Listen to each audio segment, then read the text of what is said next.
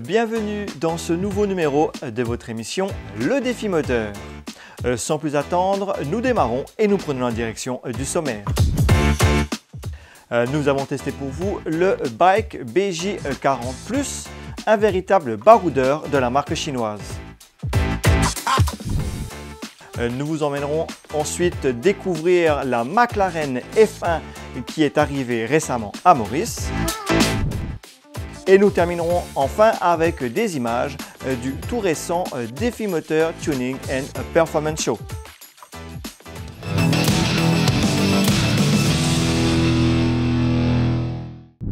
Démarrons tout de suite avec l'essai du Bike BJ40+. Ce véhicule se veut un véritable baroudeur. C'est pourquoi le Défi Moteur est parti le tester en mode tout-terrain.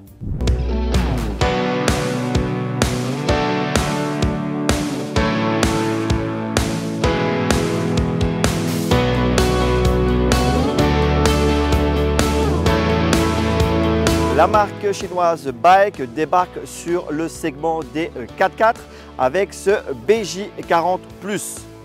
Ce véhicule s'inspire de ce qu'il se fait de mieux sur le segment du 4x4 avec par exemple un physique qui n'est pas sans rappeler d'autres modèles de 4x4.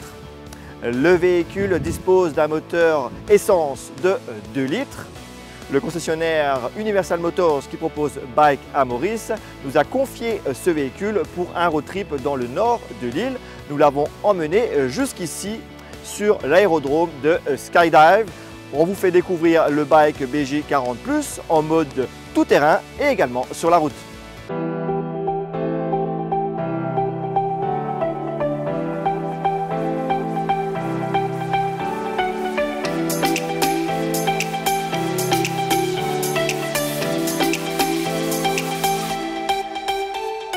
Le design de la face avant de ce Bike BJ40+ évoque clairement le côté baroudeur. On a par exemple un pare-choc assez costaud, quelques aspects de design comme par exemple ces crochets rouges au niveau du bas du bouclier. La signature lumineuse est spécifique et on a également, comme vous pouvez le voir sur le capot, un système qui permet de rabattre le pare-brise. L'aspect de baroudeur est encore plus marqué de profil. On a vraiment l'impression d'avoir affaire à un véhicule rustique prêt à passer partout. Alors on parle de dimension, il fait 4,65 m de long et 1,87 m de haut. On a donc un véhicule assez imposant, notamment en hauteur. Vous pouvez le voir aussi, il est équipé de larges roues avec une garde au sol assez haute. On a également des aspects très rustiques comme par exemple les attaches des portières qui évoquent la possibilité de pouvoir les retirer.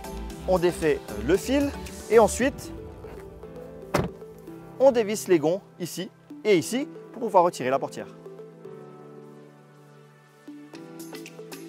À l'arrière, il n'y a pas grand chose à voir car tout est caché par la roue de secours. Bon, j'exagère un petit peu. On a un véhicule qui est très droit, le hayon est très vertical. On a le côté baroudeur avec le pare-choc. On retrouve encore les attaches rouges. La signature lumineuse est elle aussi spécifique à ce véhicule.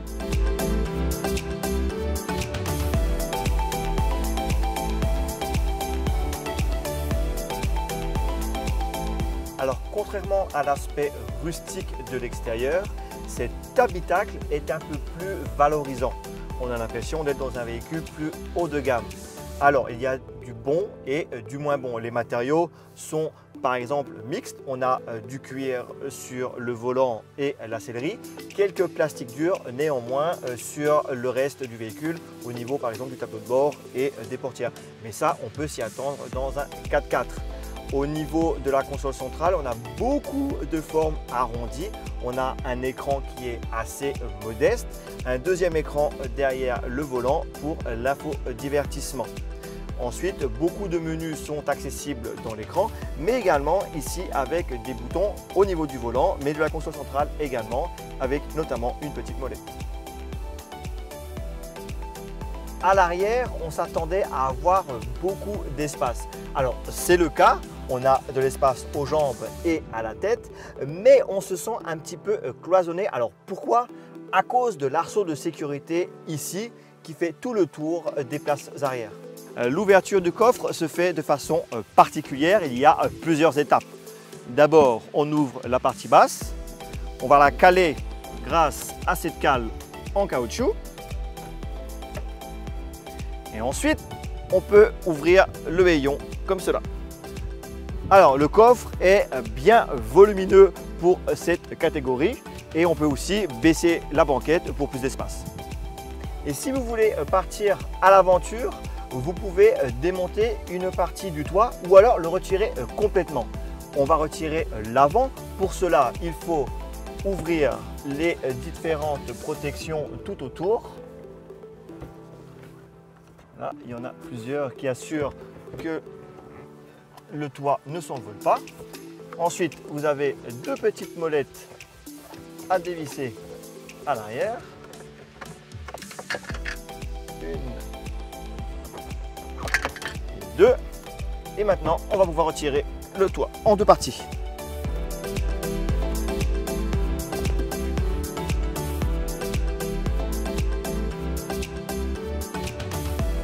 La partie du toit à l'arrière et également les vitres ici sur le côté du coffre peuvent également se retirer en un seul morceau. Alors ça demande un peu plus de manipulation, on ne va pas le faire ici.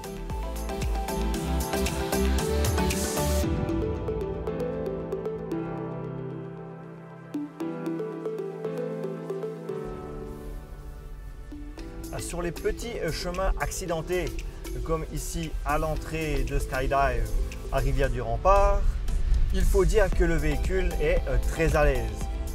Le bike BJ40 Plus montre qu'il est un véritable 4x4. On ne sent ni les bosses ni les trous. On passe sur ce petit chemin comme on passerait sur une route légèrement accidentée avec une voiture normale. On peut prendre de la vitesse, les pneus agrippent suffisamment la piste. Il n'y a vraiment rien à dire. Alors là, on est en 4H, mais même en deux roues motrices, le 4x4 est vraiment à l'aise.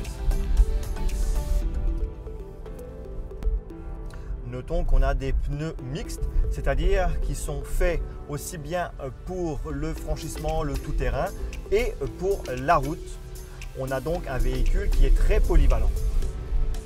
On passe maintenant sur une route goudronnée, certes, mais très accidentée. Pour cela, on repasse en deux roues motrices.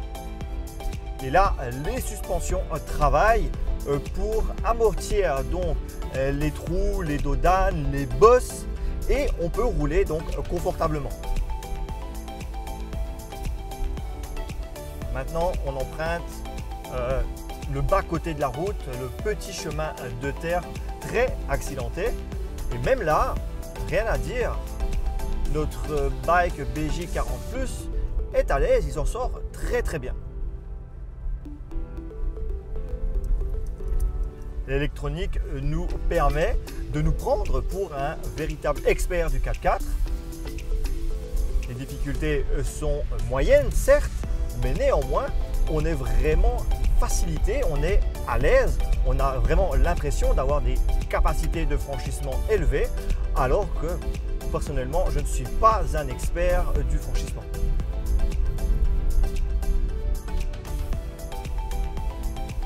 On sent vraiment les amortisseurs travailler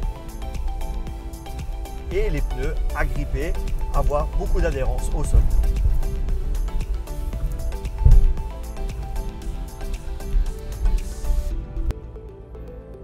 Alors évidemment, vu qu'on a un véhicule 4x4 typé off-road sur la route, il se montre très confortable. La souplesse de ses suspensions rendent ce véhicule agréable à la conduite. On a l'impression d'être sur un petit nuage. Le moteur de 2 litres essence développe un peu plus de 220 chevaux. Alors c'est convenable, c'est même plutôt pas mal. On a également 380 Nm de couple, ce qui permet d'avoir un véhicule très à l'aise en franchissement, mais également avec suffisamment de puissance sur la route. Évidemment, bien qu'on ait 220 chevaux, le châssis n'est pas fait pour la performance. on a beaucoup de roulis dans les virages, la caisse bouge beaucoup. Alors, comme je le disais, c'est bien pour le confort, mais pour la sportivité, pour la tenue de route, ce n'est pas l'idéal. Cependant, sur la route, si vous conduisez tout à fait normalement, les pneus polyvalents et la tenue de route en général sont suffisamment bons pour être sécurisants, et alors on a une conduite tout à fait normale, on a un véhicule sain et très confortable. Alors on le sent en virage, on a du roulis, mais il suffit de lever un petit peu le pied. Notre modèle d'essai dispose de plusieurs modes, donc un mode éco, un mode confort, un mode sport et un mode neige. Évidemment, à Maurice, on n'a pas de neige, mais c'est l'équivalent d'un mode sable, par exemple, sur d'autres véhicules. Les accélérations sont bonnes, la pédale d'accélérateur répond suffisamment bien, avec néanmoins un tout petit peu de latence. On va tester le freinage maintenant qu'on est en sécurité. Alors le Bike BJ40 Plus freine relativement bien. Il faut dire qu'il a quand même un tout petit peu plus de 2 tonnes à freiner. Alors s'il faut trouver un défaut à ce 4x4, on peut évoquer la visibilité arrière qui est gênée par la roue de secours. Un autre petit point qui pourrait être amélioré, c'est l'insonorisation. On a pas mal de bruit d'air. Il faut dire que le véhicule n'est pas très aérodynamique, ce qui contribue donc à ce bruit. Le Bike BJ40 Plus est un véritable baroudeur. Il fera le plaisir des automobilistes qui doivent parcourir des chemins accidentés pour le travail ou pour les loisirs. Il est particulièrement à l'aise en tout terrain et capable de partir à l'aventure. Sur la route, il se montre confortable et spacieux. Son look est rustique, mais c'est dans l'esprit des 4x4. Son habitacle est par contre plus soigné et valorisant. L'absence des assistants à la conduite, son insonorisation perfectible et la visibilité arrière limitée sont ses seuls véritables points négatifs. Le Bike BJ40 Plus est disponible chez Universal Motors en prix de lancement à 2 998 000 roupies.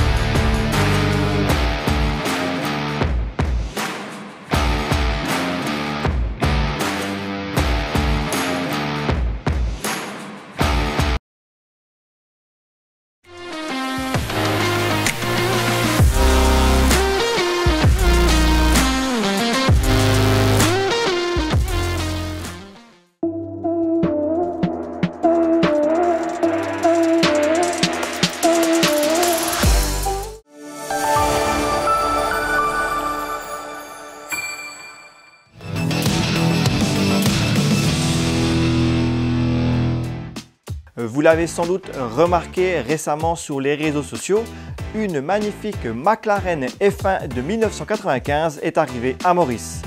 Le défi moteur a pu la découvrir. Une rarissime McLaren F1 de 1995 vient d'arriver à Maurice. Cette supercar sera l'une des pièces maîtresses du futur musée automobile qui sortira de terre à Bausonge. Le Milestones Motor Museum, qui doit ouvrir à la fin de l'année 2026, a accueilli cette auto de collection. Elle est arrivée au pays par avion depuis Londres au Royaume-Uni. La McLaren F1 porte le numéro de série 037. Ce modèle a été fabriqué à seulement 62 exemplaires. L'un d'eux s'est récemment vendu aux enchères à 23 millions de dollars, soit environ 1 milliard de roupies. Cette supercar a plusieurs particularités. D'abord, elle a longtemps été la voiture la plus rapide du monde, avec une vitesse de pointe de 385 km/h. Ensuite, elle a été conçue par le génie Gordon Murray et développée par le pilote de Formule 1 Ayrton Senna.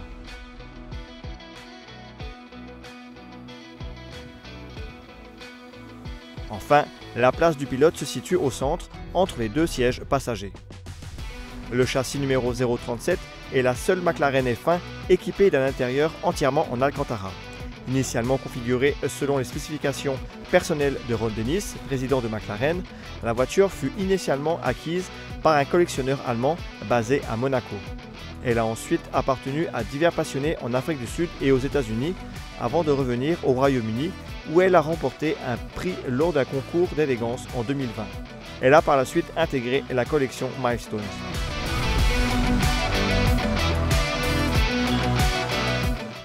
Terminons enfin avec des images du Défi Moteur Tuning and Performance Show. Cet événement s'est tenu récemment au Port Louis Waterfront.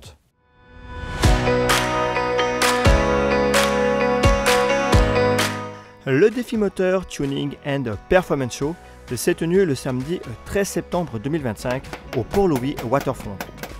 L'événement, organisé par le Défi Moteur, a proposé une exposition de véhicules modifiés ou sportifs, des accessoires, ainsi que plusieurs concours. Les plus beaux véhicules de chaque catégorie ont été récompensés par un jury.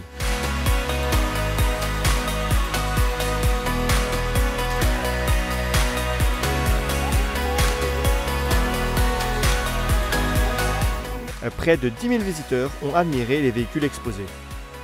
Les partenaires de l'événement étaient Ruben Racing, Rapstyle Mauritius, K-Racing et Fuel Plus.